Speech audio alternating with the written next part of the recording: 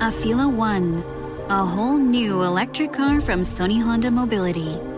Intelligent presence accompanies every mile. Let your Afila One drive or take the wheel yourself. Immerse yourself in cinematic visuals and 360 spatial sound. When you move with Afila One, the journey is a wonderful destination. Afila One, Wonderbound. Hosting a barbecue? Save at Whole Foods Market with great everyday prices. Stock up on no antibiotics ever chicken thighs, ground beef, and uncured beef hot dogs from $3.65 by Whole Foods Market. Round out your spread with low-price $3.65 brand salad kits and a variety of sparkling waters. Need more inspiration? Look for hundreds of yellow sale and low price signs throughout the store. Save at Whole Foods Market now, in-store and online. Thumbtack presents the ins and outs of caring for your home. Out. Indecision, overthinking, second-guessing every choice you make. In. Plans and guides that make it easy to get home projects done. Out. Beige on beige on beige. In. Knowing what to do, when to do it, and who to hire. Start caring for your home with confidence. Download Thumbtack today. Hello, everybody. This is Mike. Hope you're doing well as you're listening to this. This is part one of a two-part conversation that I had with my buddy Kevin McClear about the Ballad of Yarmouth Castle. I was originally intending this to be a one-parter, but when Kevin and I finished up, we realized we had had so much fun that the recording went on for an hour. And I know that you guys love the show, but I didn't want to subject you to a full hour of that in one sitting, so I decided to cut this down into two parts. So the first part will be coming out on or about December 19th. The second part will be coming out around the 1st of the new year. So sit back and enjoy. Hope you like it.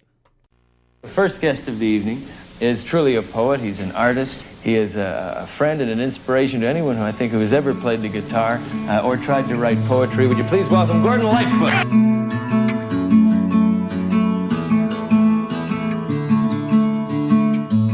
Well, it's 4 o'clock in the afternoon, and the anchors have been weighed. From Miami to Nassau, she's bound across the waves. She'll be heading south through Biscayne Bay into the open sea. Yarmouth Castle, she's a-dyin' and don't know it. This is Carefree Highway Revisited, the show that celebrates Gordon Lightfoot's music song by song, a proud member of the That's Not Canon podcast network. I'm your host, Mike Messner, and with me today is a fellow Lightfoot fan making his second appearance on the show from the great state of Alaska, Kevin McClear. Kevin, welcome back to Carefree Highway Revisited. Thanks for having me. Oh, pleasure is all mine. Now, why did you want to talk about Yarmouth Castle? And this is a song that is fairly obscure. It only appeared on one album. And I've heard scuttlebutt that it was not necessarily one of Gordon's favorites when he looked back on it. What's the meaning of this song to you? Well, to understand why I love this song, and I do love this song, but to understand why I love it, you got to understand three other things. First off, Yarmouth Castle, she was a ship that had sailed very profitably for quite a while under the name Evangeline. She had seen a couple of owners, and she was a steel ship with a wooden superstructure, and literally could not be certified by the U.S. Coast Guard for the passage of for passenger vessels. And so the owners, one of them went bankrupt and sold to another, what we now call a shell company, reflagged her in Panama, and the Coast Guard was legally unable to enforce the rules that would have otherwise, prevented her sailing. And so she was able to, through this loophole, transport U.S. citizens, passengers, from Florida to the Bahamas. And it's worth remembering, it's worth knowing that in the course of history, the second most dangerous thing to a sailor, aside from the weather itself, was the owners, the inability or indecision or the reasoning for owners to not actually maintain their vessels. And we don't get that story very often. We don't. No, and we'll talk a little bit about the backstory and all of this, but the thing that I think of is that the Yarmouth Castle had actually passed some sort of a safety test 3 weeks before it sailed. But it does make you wonder how thorough that safety check was, given everything that we're going to see in the events of November 1965 to this vessel, which is its last voyage. It was as thorough as the U.S. Coast Guard could do for a foreign flag vessel, and that's the point. Something to remember also is that this story led to changing of international treaties because the U.S. Coast Guard was unable to do more. And so you asked me why I like this song, and I like this song because unlike other songs that Gordon does, and he does a lot of fantastic songs about sailing, about the oceans and whatnot. There's the wreck of the Ebony Fitzgerald has a storm come in. The Ghosts of Cape Horn. It's still all about the environment, but not the political environment, not the economic environment, and that is an important part. That, I mean, like a couple years back, a lot was made about the Andrea Gale and the Perfect Storm, and in that there was a discussion about the modifications that were made by the owners that made her an unseaworthy vessel. But that came out in a discussion about meteorology, not about the economics of what's going on. And in here, we have a case where we have a vessel that was only sailing through a loophole. And she did pass the inspection. She passed every inspection the Coast Guard could legally throw at her. And this is where we go. Well, you mentioned the fact that there's not a discussion in Edmund Fitzgerald or Cape Horn or Christian Island or any other thing. There's no discussion of the man-made circumstances that are there. And I think another thing that differentiates this is that unlike the other two that we've mentioned, there are survivors in this one. And the song references those people who can look back and say, this was what our experience was. Whereas the other two, everybody went to the bottom of the sea or was never accounted for after that. And so this is, to me, the thing that makes it all the more interesting because it really showed that Lightfoot really had to get his story right in writing this. Now, that's the content of it aspect for me. I mean, the thing that I like about it as a song is that it's a straight folk song. It's very typical of early Lightfoot. In that it's not overly personal, but it also has a beginning, middle, and end, which is also something that he's not necessarily known for telling stories. Of course, he does them from time to time, but this is a straight up story song. And it could probably find itself in the category that another podcast might do about this. What to you is the best setting to listen to this? Is there a particular place, a particular time of day, a particular thing that you'd be doing where you'd think I'd really like to hear this song? Hopefully not sailing on a ship from between Nassau and Miami.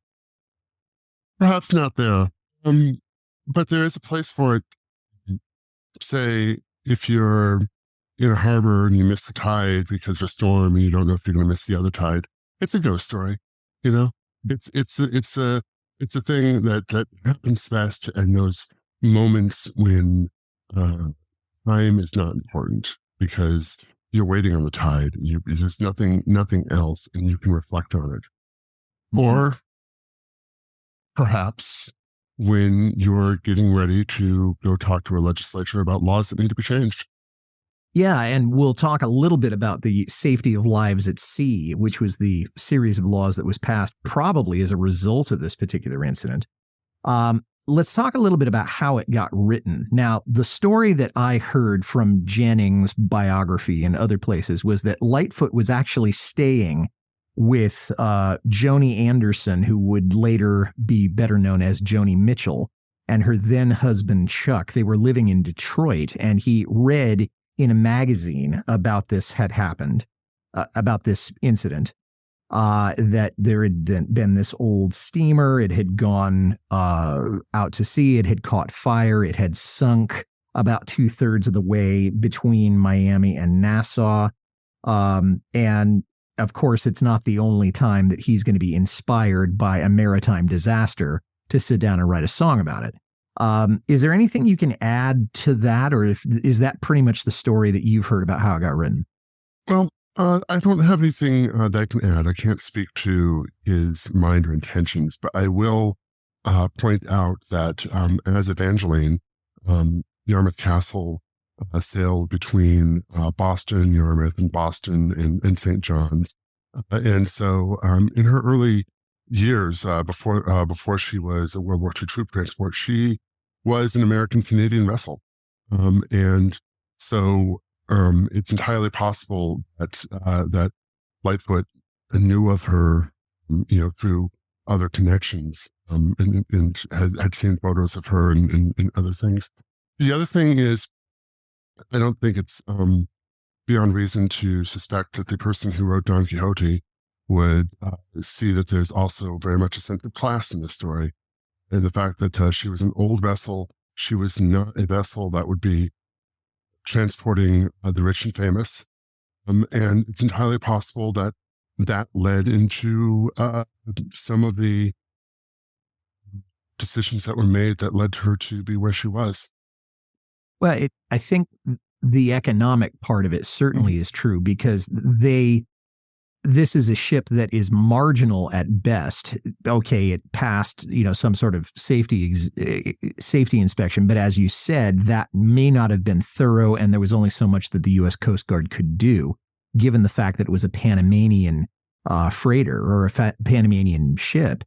And the fact is that there was just probably too much money to be made for the people that were organizing this cruise to pass it up. And so that doesn't certainly make the voyage right, but it does make it a little bit more understandable.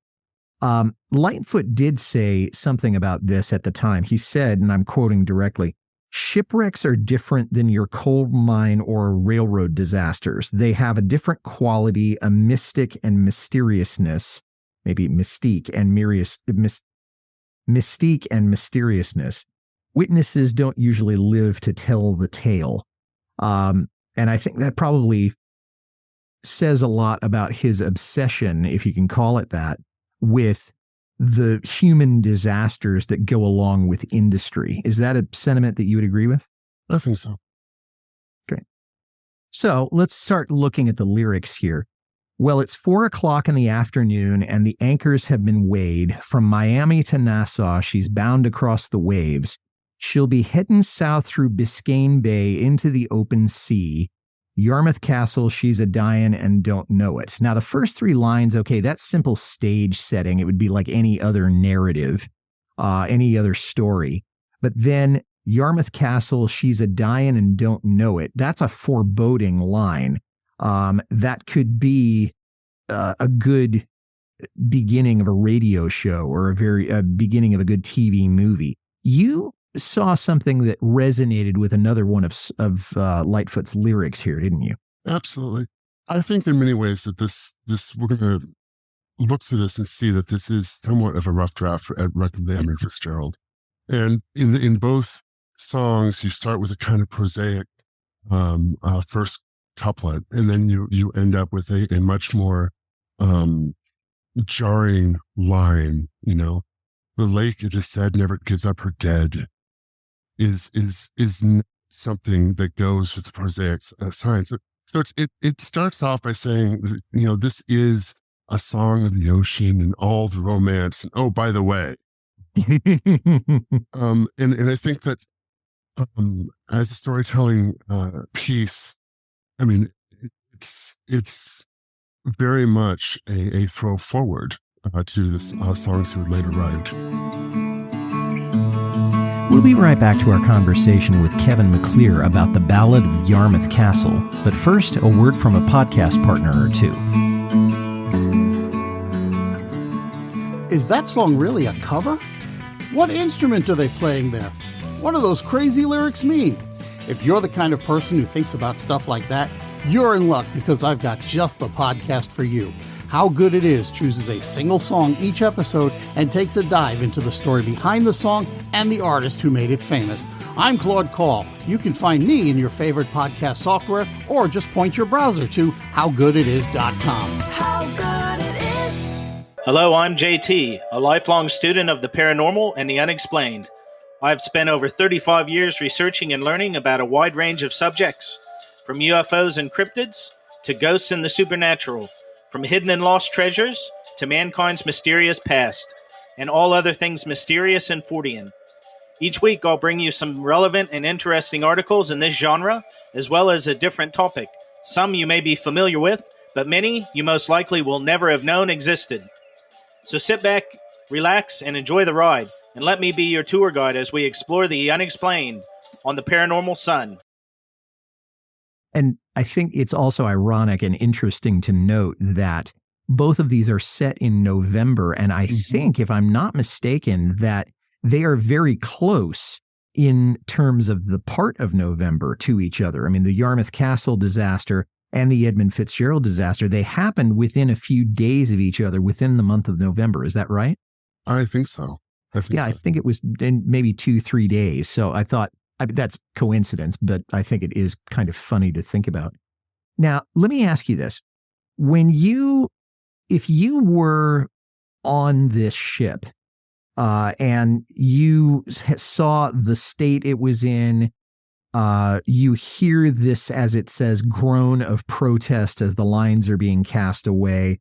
That implies that the engine is old. Maybe it implies that the sides of the ships are scraping against something. If you were a passenger, wouldn't that make you want to get off this ship as soon as you could? Not necessarily.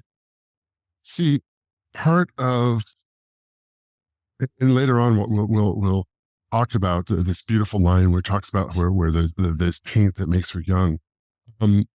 Part of the sail, and I'm talking about sail as in bill of sale, not sailing as in sailing away. Sorry. Part of the sail of this is it's a workingman's ability to get to the Bahamas.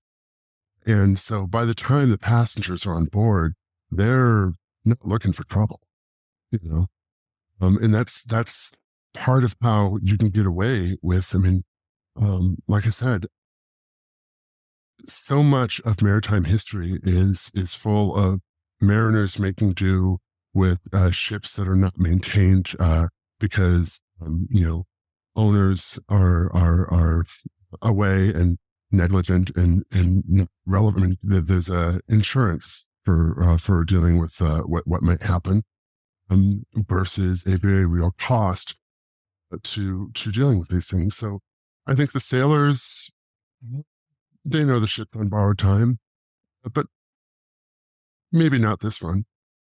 So in a sense, though, they are rolling the dice with Absolutely. this ship and with the lives of the people on board. But there is a necessity there, as you said, that they've got to get to the Bahamas. And there's the mythology. The idea of sailing, going back to the Greeks and the idea of the tales of, you go look at Odysseus and, all of the part of Odysseus that happens on when he's actually on a boat is terrifying. But you roll the dice and you go forward. And there's this feeling that, it's all in God's hands anyway, because the sea is the master of us all. So why not this time? Yeah. That was probably the only justification they could say. Okay, well, it sounds a little fatalistic if you think about it. But on the other hand, they do see the conditions, and maybe they're deliberately looking the other way because they think, look, there's a job to be done. And, we need to do this. I can tell you that as someone who's not overly familiar with the sea, if I had a choice, I would hear this and see this. Okay, the grumble of her engines, the rust along her spine. Clearly, I can't see the bottom of the boat, but I would think to myself, gosh, do I really feel okay? And then I would probably reassure myself with, well, if it was really not seaworthy, it wouldn't be here. So away we go. And if I was the purser, I'd put a martini in your hand and say, welcome to the Bahamas. Well, once I got there, certainly you would. But the sands run out within her heart. Now, is that a metaphor for the sands through an hourglass, or is there some other meaning here? Yes. Isn't that a wonderful phrase? I love it. Yeah. There's only, I mean, you have a boat, and it is fatalistic. I mean, if you listen to sailors talk, they don't say that they're going, to someplace. They say they're going towards someplace, because there's always that point when the sands are going to run out, and you don't know, and you don't want to tempt it, right? So the sands run out within her heart because she's this living beast. Everything in this song is alive. There's a boat that's living and is about to die. There's a fire that's living and is about to live. There's a captain who's living and is about to run. There are passengers whose living is hoping to live. Every element of this song is alive. And in this case, you have the heart of the liner, and she's giving it all she's got, but the time's just running out on her. And to use another spin on the word living, okay, this is how these men who are on the ship are making their living. Absolutely. So there's an economic semantics there, if you want to look at it that way. A tiny spark glows red. It smolders through the evening. There's laughter overhead. Now, we don't know exactly how the fire started. It may have been bad wiring. It may have been sparks entering through the ventilation system. We do know that the fire started in a room on the main deck, and that that room was being used as a storage room, and all sorts of stuff in that room that was flammable. I mean, we know more about that, though, because we know that the room was originally, when she was sailed in northern waters, that room was a good room to have because it's right above the boiler. It was so hot. But going to the Bahamas, it wasn't. And so we know that they turned a stateroom into a storeroom. In the process, they stripped all of the paneling off the walls because the paneling was more expensive elsewhere. And so we know that it was a room where the insulation was literally right there. There was nothing between the fire and insulation. So this goes back to the complete madness of letting the ship sail, because that room, that storeroom, the protections that were originally even built into the building, the ship, as minimal as they were, the storeroom didn't have sprinklers, right? And it didn't have anything between it and all the insulation on the inside of the structure. Yeah, and it really does bring back. I mean, obviously, it's a different set of circumstances, but I really think that the idea that good ship and true was a bone to be chewed. This isn't any different. It's just in a different set of weather conditions and a different part of the globe, but it's the same setup. And that brings us into the next part of this, where you have people completely oblivious to what's going on. The men are served. There's my martini saying, "Welcome to the Bahamas." And the cards are dealt, and the drinks are passed around. Deep within the fire starts a burning. No one has any idea at this particular point in the story what is going on. They're just eating and laughing and talking and carrying on. And the ship's already lost. And the ship is already lost, but no one, not even the crew at that particular point in time, knows why. And the reason for that is that although there was a watch done by the night watchman, it wasn't a very thorough search, and it probably completely neglected this particular room where the fire started. Now, I don't know that they could have completely stopped it in any case, but we know that there were minutes lost where the night watchman might have caught that thing and alerted somebody or put it out himself or something like that. And that didn't happen. And that adds a note of tragedy to the whole thing. Now it's midnight on the open sea and the moon is shining bright. Some people join the party and others say goodnight. There's many who are sleeping now. It's been a busy day, and a tiny wisp of smoke is rising. Oh Lord, she grows, I'm burning. And so we know that between midnight and 1 in the morning, when many, not all, but many of the passengers were probably asleep, we know that the crew are noticing there's smoke and there's heat, and some of them are searching for a fire. But that particular last phrase, oh Lord, she groans, I'm burning, it's wonderful personification of the ship as a person. Now, we've seen this in other ships that he has talked about in other songs, but this may be the only time when we hear about the ship actually verbalizing something or saying some word or making some noise that he turns into a word. Am I right in thinking that? I can't think of any other time when he does that. Yeah, it's beautifully done. But it does bring up another thing. I don't know if you heard the episode that I did on Ghosts of Cape Horn. But my guest, Dave Stewart, there talked about the way that people identify with ships and that they have a certain identity or personality that is more than the sum of its parts, that you can't quite put it into into words, the visceral feeling of a ship. And I think Lightfoot is actually coming as close as he could at this point in his career to actually putting that feeling into words. And you, having, surveyed his music pretty much from beginning to end, do you agree with that? I do. I will say that past life, I actually broke up a couple of ships. I was part of breakup crew, and we took apart these vessels that are much finer workmanship than anything I'll ever build. And the first thing we do, we have the vessel up on land, we have everything ready. The first thing we do is we have a ceremony where we take away her name.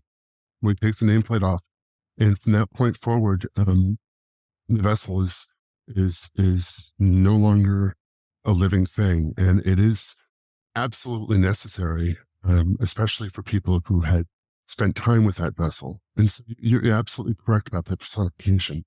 And in this case, ties back to the sands running out in her heart. And this is a much more active living vessel than in his other music. We'll be right back to our conversation with Kevin McClear about the Ballad of Yarmouth Castle. But first, a word from a podcast partner or two.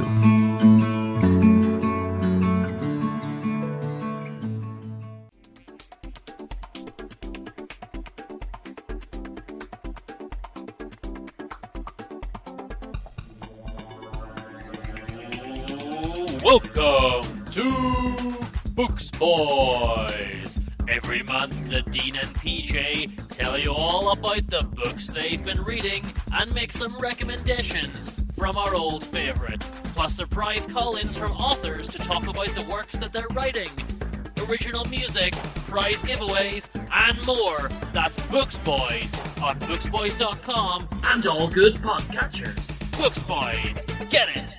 Buy it. Books.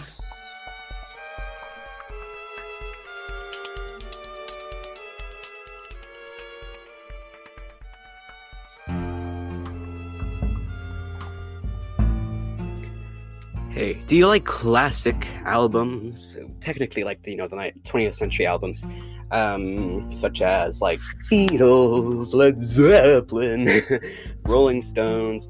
I've only had Beatle episodes so far, however, I'll be doing more. But welcome to my show, or rather, hey, welcome to check out my show. All those years ago, a classic album podcast with the dipping sauce.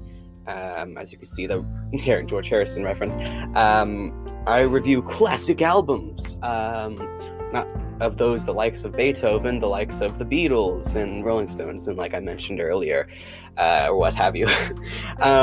So yeah, check it out. It's every Monday. I do albums, conspiracies, songs, all that jazz. So just check it out. All those years ago, a classic album podcast, wherever you get your podcasts.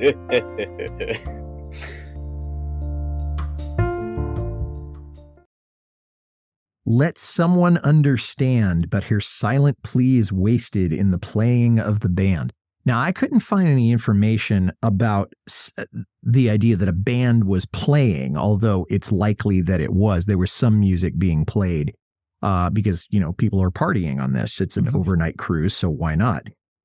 We do know that the crew didn't announce over the PA system at this particular point in the timeline that anything was wrong, and that the captain didn't activate the general alarm. Now, the question that I have that I wasn't clear on in my research was that because he was sort of poo-pooing the problem, or is it because he just literally couldn't get to the switch or the toggle or whatever that would have activated that? Do you have an angle on why what needed to happen there didn't happen?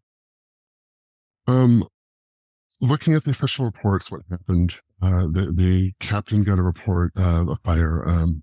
A crewman found a passenger who was stumbling up a stairwell after being badly burned, and got that report to the captain.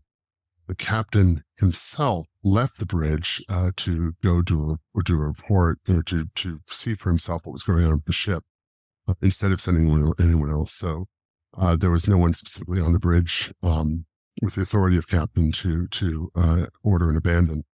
And the captain did not put out a message before he went to go see what was going on. And by the time he got back to the bridge, there was too much damage to the system to be able to even use the whistles. And this is another thing that has changed now with survival life at sea. My parents were actually on a cruise ship, had a fire. And throughout the entire process, every 5 minutes, there was an announcement. It started off by saying that there's a small fire in the incinerator room. It's being contained. And every 5 minutes, there was a further announcement. And that's something that wasn't, at the time, good practice actually was to not panic people. Because, if you look at the stories that we have of Titanic, where there's a fairly orderly evacuation, versus Lusitania, where there was there was no time, and it was a very chaotic evacuation. And a lot of the people who were lost in Lusitania didn't need to be lost, but when people panic. And so there is a legitimate reason to not necessarily give the notice of a fire on an old wooden ship too soon. But they missed their opportunity, and by the time they were ready to do so, they were unable to. And it's another tragic note, in all of this, that the circumstances determined that. Everybody's dancing on her deck. They're having such a time. Then a voice says, "Shut up and deal. I'm losing." And this is just cinematic. Okay. But it's reinforcing the idea that people are carrying on. They're doing what people get up to when they're on cruises in the 1960s and maybe today too. That they have no idea what's going on. Deep within the Yarmouth castle, the fire begins to glow. It leaps into the hallways and climbs and twists and grows. And the paint she wore to keep her young, oh Lord, how well it burns. And soon that old fire is arranged. And I love the way that he's so compact with these lines. Okay, yes, this is an old ship, but we've given it a new coat of paint, so maybe it will allay somebody's fears. But maybe the paint was actually acting as an accelerant because it may have been an oil-based paint. So that it was yet another aspect in why this thing should never have gone to sea in the first place. Absolutely. And the other thing about this is, from the artistry, is at this point now we have another living being, because he's personified the fire. He's let the fire have its own agency in this. But the paint. The paint. One of the reasons why Yarmouth Castle wasn't able to launch her lifeboats was because of that paint. They painted over the ropes so much that the ropes couldn't go through the blocking falls. And so there were lifeboats that couldn't be launched. Some of the reason people couldn't get out of their cabins was because the windows were painted shut, because it was a sloppy job of paint. Because this goes back to negligence and the fact that the company, the company that was running Yarmouth Castle at the time bought her off of a bankruptcy sale. And so we have this work they've been doing with a company that had not the resource to do it. And so, yes, the paint, which kept her looking young, was very much a part of this tragedy. And the fire, I don't know how much the paint, I don't know how much the fire needed the paint, but this certainly gives that very living element. Yeah, and it's almost a Greek tragedy kind of tone, isn't it? It is. We think about Prometheus, and we think about the mythology surrounding the gods and fire and those kinds of things. And I don't know if Lightfoot had that particular piece of lore in mind, but it certainly it smacks of that, doesn't it? Up beneath the bridge, it's climbing fast. The captain stands aloft. He calls up to the boatswain and says, "Boatswain, we are lost." So the fire is spreading so quickly in a 5-minute period for reasons that we've discussed and that we will continue to discuss. The crew had to leave the bridge completely. The captain had already left for reasons you've already said. Well, now everybody's off the bridge.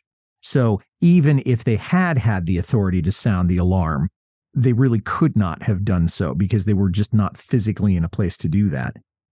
There was an abandoned ship command given, but the passengers didn't hear it because either they didn't use the shipwide PA system or they couldn't get to. You there? I am here. I'm having some technical problems the last couple of minutes. Okay. Well, I'm going to back up just a minute then. So the crew has left the bridge completely. There's no one there who whether they have the authority or not, to activate the abandoned ship command in such a way that everybody can hear it. There was a command that was given, but the passengers didn't hear it either because they couldn't activate the PA system, or the PA system wasn't working at this point, or by the time they gave that command, nobody could have gotten to it. I mean, whether they had the authority or not. Okay. Up beneath the bridge, it's climbing fast. The captain stands aloft. He calls up to the boatswain and says, "Boatswain, we are lost." So now everybody's off the bridge. So it's no longer just a case of you have no authority to sound a command like abandoned ship. There is literally no one there to do it in a position where they can actually physically reach out and activate that system. Maybe the system wasn't working at all at that point, but it's another tragic element to all of this that, by the time that they know that the place has to be abandoned or that the ship has to be abandoned, it's too late. No one can give that command. For the ragged hoses in the racks, no pressure do they hold, and the people down below will still be dying. Now, Kevin, this brings up a question for me because I had heard that the reason the hoses weren't working is because there were too many valves open to the water supply for any pressure to be going through the hoses. So you really have sort of a trickle rather than, a straight stream of water coming out at a high pressure. But what I'm wondering is it reasonable to assume that the hoses were also dilapidated? That would be consistent with the other disrepair that we've seen. Yeah, more than reasonable. That was actually cited in the after-action reports. So we know as a legal fact that some of the hoses were split. Okay, so yet another aspect of all of this. All amidships, oh, she's blazing now. It's spreading fore and aft. The people are a-scrambling as the fire blocks their path. Now, you said that some of them had tried to get out through the cabin windows, but they were either painted closed or they were rusted closed or they hadn't been opened. And so there was elemental damage so that they couldn't be opened. And many of the passengers probably had no way out at all. It's another aspect of bad maintenance that you alluded to, not just with the paint, but with, again, the fact that the owners had bought this thing on the cheap. They did not have the ability to maintain it, and the inspection was certainly not as thorough as it ought to have been. This is absolutely true.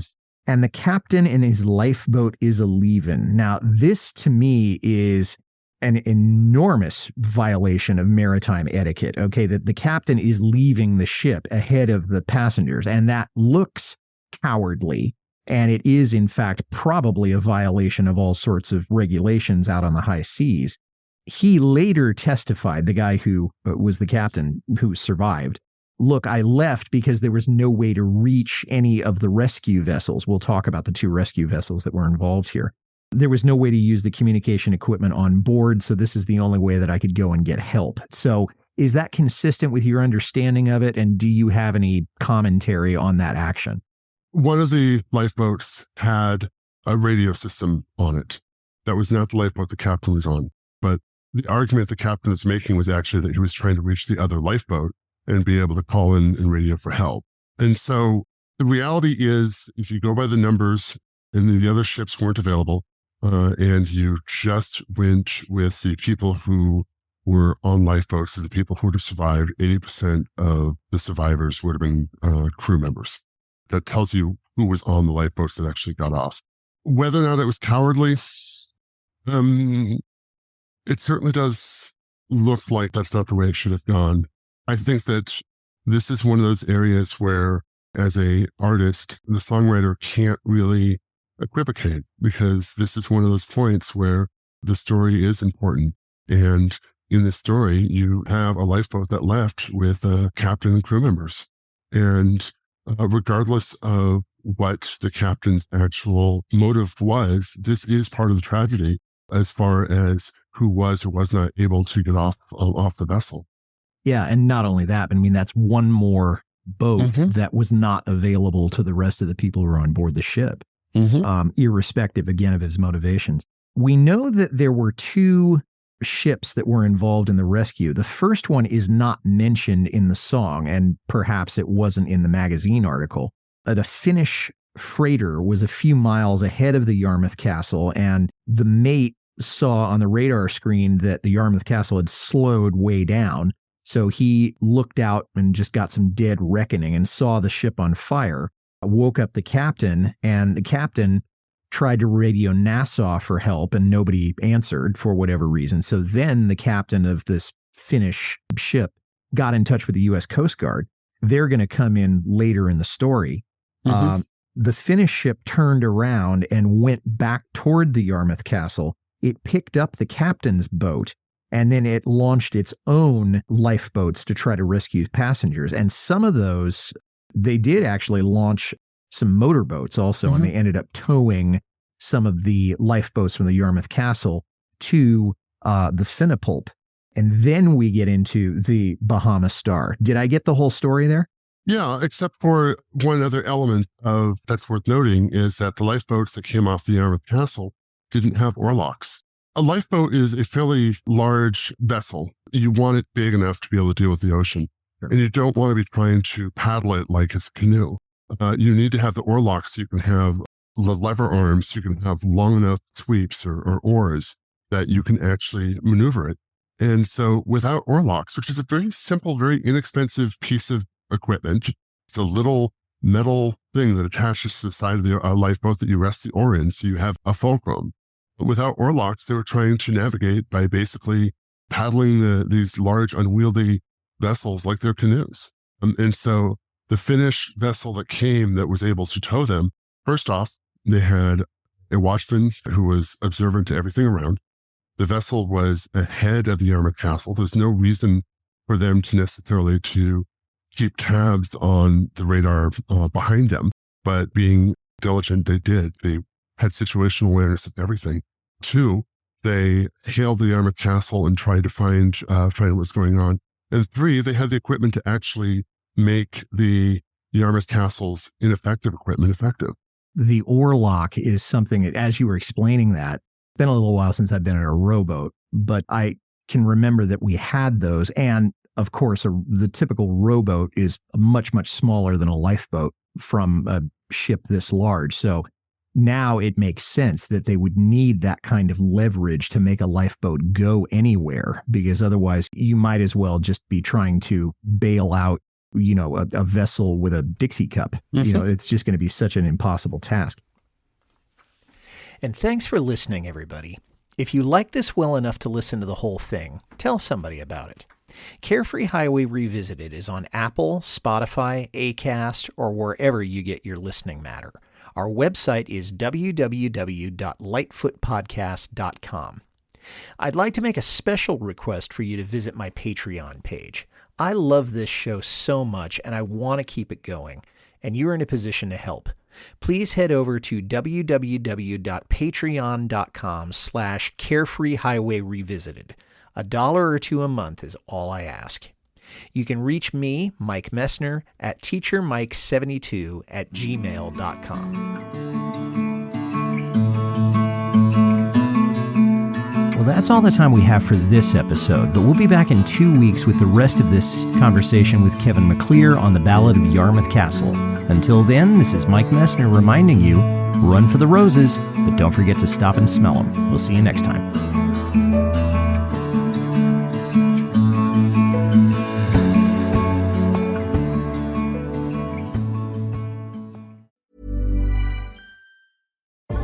Afila One, a whole new electric car from Sony Honda Mobility.